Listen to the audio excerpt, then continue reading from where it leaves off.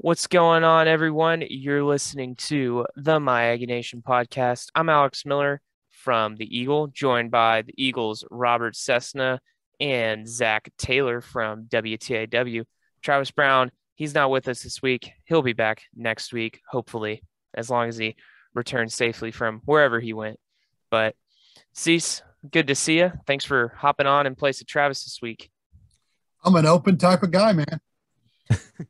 Zach, how are you on this lovely Wednesday afternoon? I'm doing good, man. Doing good. It's been an interesting week. The wife went back to work this week, so the kid we've been working that out. He isn't in daycare just yet, so we'll see how it goes from here. So knock on wood, it's gone okay so far. Hey, Zach and I have worked Magic many times before. We've brought home TCL championships with the Bombers. I mean, Yeah, baby. yeah, baby. Still waiting for my ring to come in the mail, but it is what it is. Man, we got a championship duo on this podcast. Who would have known?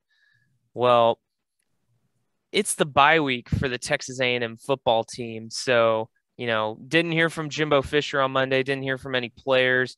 But, Cease, we'll start with you. What'd you kind of make of that first half of the season for the Aggies? Well, I think everyone's talk about, the roller coaster, obviously starting out with such high expectations. All of us, whatever shows we were on, whatever we wrote about, whatever we talked about this being one of the most anticipated seasons in program history, just because they started out from being last year when they ended up being ranked the highest they'd been since 1939. So everybody came into this season ablaze of what was going to happen. And then they got off to that slow start and everybody said, okay, that's okay. It's like Cease trying to make it a point. Eventually he'll get to it. Don't worry. Hang around. Then came Arkansas and Mississippi State. And it was like, whoa, hey, does the SEC still tend to team to the Independence Bowl? Or, will it be the Texas Bowl again? Then lo and behold, this team beat Alabama. And it's, oh my gosh, they beat Alabama. Johnny came back. It's free beer at Northgate, or what can we say? I mean, and then, the last 2 weeks, they've got better. So here we are going into this bye week, and man, everybody is jacked up again. Not nearly as much as the start of the season, but you talk about what we've gone through. And I don't know about you guys. And let's be honest, I'm a little bit older. Man, I really look forward to this open week. I really needed this open week to catch my breath, because I feel like as a writer, how could I write good things about, are they going to, then they can't even beat Arkansas. I mean, then you're writing about, woe is me, the sky is falling. What a roller coaster for all of us. Yeah, it's been crazy, the stark contrast between what we saw at the beginning of the season and now. I mean, everybody knew that quarterback was going to be a question mark. Would they have beaten Arkansas and Mississippi State with Haynes King? I don't know. I mean, that's a question you can sit and ask yourself, but you're never going to find the answer to. It does make you wonder, though, where this team was, the one that beat Alabama and has basically steamrolled Mizzou as well as South Carolina. Where was that team against the Razorbacks, and where was it against Mississippi State, which will probably finish, 6-7 in the SEC West this year? And it does make you sit and wonder, hey, you could be, very well could be 9-0, or I should say 8-0 right now, or 7-1 at least, because nobody factored in the Aggies knocking off Alabama, even at full strength. And it's just amazing how you went from this team that it looked like could not score against a high school team to now suddenly getting things clicking. Now, Zach Calzada obviously still has his struggles, and I think we've seen that, but the run game, especially this offensive line, has grown up so much since the beginning of the year. They took it to South Carolina. Gamecocks defense was ranked 34th coming into the game on Saturday night, and they were able to pretty much control the line of scrimmage against a couple of really good NFL caliber defensive linemen. So it's been amazing to see that transition. It makes you wonder why the heck they didn't get that started sooner, at the beginning of SEC play. But I think plenty of Aggies are happy to see it now. This is the question moving forward was the Alabama game truly a fluke? Because I don't think you can measure what the Aggies have done against Missouri and South Carolina. They did what they needed to, They've obviously looked a lot better than what they did at the beginning of SEC play, but can they beat the Auburns and the Ole Misses of the world? Well, they got a week to work on some things, work the kinks out, and then they got Auburn coming to town. But yeah, no, it's been a roller coaster of a year, and I know that kind of taking a collective breath, and I'm sure the players are as well this week. Yeah, Zach, you mentioned it, just using this week to get better. For both of you, and Cease, we can start with you. What's maybe an area that you've been impressed by the Aggies this season, but what's maybe an area that you're still looking for them to get better at as they come down the home stretch of the year? Well, getting back to the roller coaster, I attribute that a lot to the offensive line. We didn't know what this offensive line was going to be like. I wrote that I felt this offensive line would be just as good, if not better, than last year's offensive line. And, in retrospect, I drank too much of the Kool-Aid when you stop and consider, last year, that offensive line, they used the same 5 players basically every game all year long. They had so much experience. That unit was so good. It was kind of a fallacy for me to think that they're going to plug in 4 new people and almost start out where that other offensive line ended up. And it's been a very trying experience. And I'll piggyback on what Zach said. I think the offensive line is decided on who their best 5 are at those 5 spots. But, yes, they played really well if you consider the offensive line against Mississippi State and Alabama, considering the yards per carry and the sacks, allowed, what have you. But you're right. You can't count South Carolina really and Missouri. They're so bad. But moving forward, for them to be who they have to be, that offensive line is going to have to continue to get better, as will Calzada. And I think that's why they're tied together. One really needs the other one. To me, the wide receivers have really improved as they've gotten healthy, as Demas got more snaps, as Preston's got more snaps. And finally, the defense is playing the way I thought they would. I was a little bit disappointed in the defense, what they've done so far up until the last couple of weeks. And a lot had to do with injuries. I get it. And even some off the field problems. Let's be honest. Some of those guys weren't out there because they were having issues off the field. So like any team, and like what we've learned from a Jimbo Fisher team, their best should be to come, because Jimbo Fisher's team, unlike previous coaches so far, has demonstrated they get better as the season goes on. And you better do that in the SEC, particularly the West, when you have to go to places like Auburn and Alabama and LSU and Ole Miss even. It doesn't matter when. So I still think the best is yet to come for A&M's football, and it better, because if they slip up once, it's not going to be too best. Yeah, I echo Cease's sentiments in talking about being a second half team. That was obviously something we were not used to under the previous coach, and even coaches before that. You weren't used to seeing A&M playing its best football late in the season. Well, that has kind of turned on its head since Jimbo Fisher has arrived at town. But I think the thing that's really impressed me, I wouldn't say it's a pleasant surprise, whatever, but the thing that really has stood out is the play of this young secondary. I mean, you think about the guys who are back there playing right now, that looks very different than what we expected to see at the beginning of the season or in the offseason. I mean, suddenly you've got Miles Jones is out for the rest of the year. You've got different pieces that are moving here and there. The safety position, is pretty well covered with Damani Richardson and Leon O'Neal. But, I mean, you've got young guys like Antonio Johnson, who has obviously really come out big. Tyreek Chappell's another guy that we had heard about, but we hadn't necessarily seen on the field. But the fact that these guys are able to go out there and they're able to play as well as they have with such little real game experience in the SEC, I think that's been huge. And even if you go back, Bryce Jones, I mean, he got his licks in, right? I mean, he still ended up with a pretty good passing game, all things considered, but that Aggie defense kind of bend but not break, and they got the turnovers. And that's been another big thing. You look throughout this win streak, they've gotten turnovers in every single game. Before that,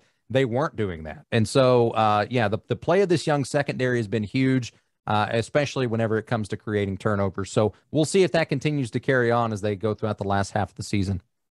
Yeah, I think for me, the emergence of Jalen Watermeyer the last few games has been really big. I mean, he had the big game against Alabama, had a couple of key catches against Missouri, but wasn't too big of a factor. But then last week, of course, had another 2-touchdown game against South Carolina. That was his first multi-touchdown game of the year. And, coming into the year, we knew that Watermeyer was kind of one of those go-to weapons for the A&M offense. And through the first few games of the season, he caught passes, but he wasn't really that clutch X factor that we had seen at times, especially last year, particularly on third downs. And the fact that A&M's been able to really get him into that offense these last few games and make him kind of that go-to guy that he's been, that's definitely helped the Aggies. And it's definitely helped Zach Calzada knowing, hey, you've got an All-American tight end that you can throw to and count on big downs. So that's definitely something that I've got my eye on moving forward, is if Watermeyer can continue to play at the level that he has the last few weeks, because that's definitely made a difference in the production A&M's had on offense. Well, guys, there's 4 games left, 3 conference games. It's going to get real fast for the Aggies. You're going to see what they're made of, I feel like, these next 2 weeks, hosting Auburn, a team they haven't beat at home before, on the road against Ole Miss, that Lane Kiffin's got it rolling. How do you kind of see the rest of this season shaking out for the Aggies as it stands? Zach, you can go first this time, buddy. Well, when you're looking at Auburn, it's just been a Jekyll and Hyde thing. And I think they're very similar at Texas A&M in that they were not playing their best football at the beginning of the season. I mean, you look at the close games that they had when they were trying to, I mean, Bo Nix got benched early on. They almost lost to Georgia State, had to come from behind in that one. LSU played that one pretty close. And so overall, it's kind of strange with Auburn. You're not quite sure who you're going to get. Are you going to get the Bo Nix that played against Arkansas, where, I mean, he was just lighting it up. He really had a career day. Or are you going to get the one that ended up getting benched for TJ Finley? How's it going to work out? That's going to be a game that everyone's going to have their eyes on this weekend, right? It's going to be Auburn against Ole Miss. That's not only one of the biggest games in the country, it's also going to be the Aggies' next 2 opponents. I got to thinking about this. If you're an Aggie fan and you have a rooting interest, so to speak, in this game, who do you want to win? Either way, A&M has to beat these teams, right? If they want to get to where they want to be, which is a New Year's Six bowl. But I think if you're talking about from a standing standpoint, you want Ole Miss to win this ball game. Ole Miss beats Auburn.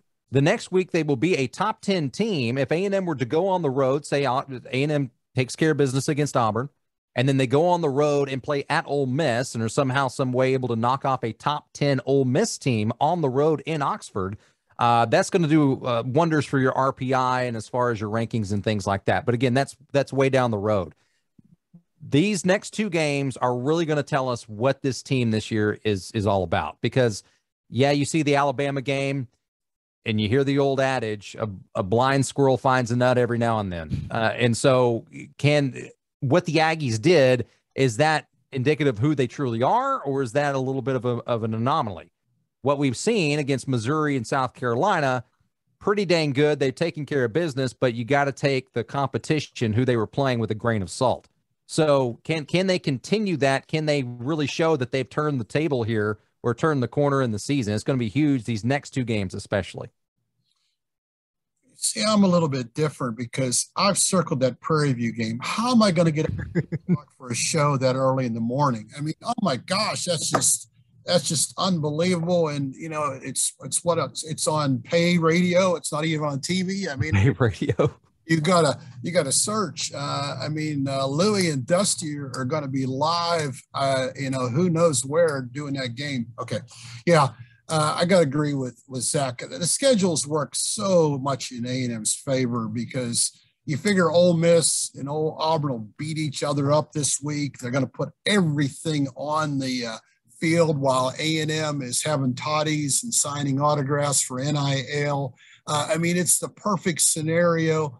I'm with Zach. If you're A&M, you hope Ole Miss wins and beat up Auburn a little bit. They come in here, you get over that hump, you go to Ole Miss, you upset the Heisman Trophy winner, like A&M has done, whether it's Andre Ware here or what have you. And that's in a perfect world. Now, A&M's got to be very careful about, I can remember Auburn came in here with a freshman that didn't even have his uniform, and they found him a uniform, and he beat A&M. So, you got to be careful until they beat Auburn, because remember that time, even without,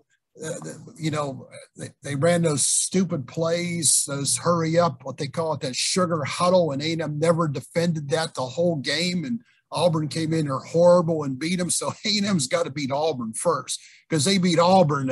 Forget it. You're not going to make it all sins up by going and beating Ole Miss and you go, wow, then you could be the best third place team in the SEC West. Now, A&M's got to take care of business, or else that roller coaster is going to slide a little ways back in the next couple of weeks.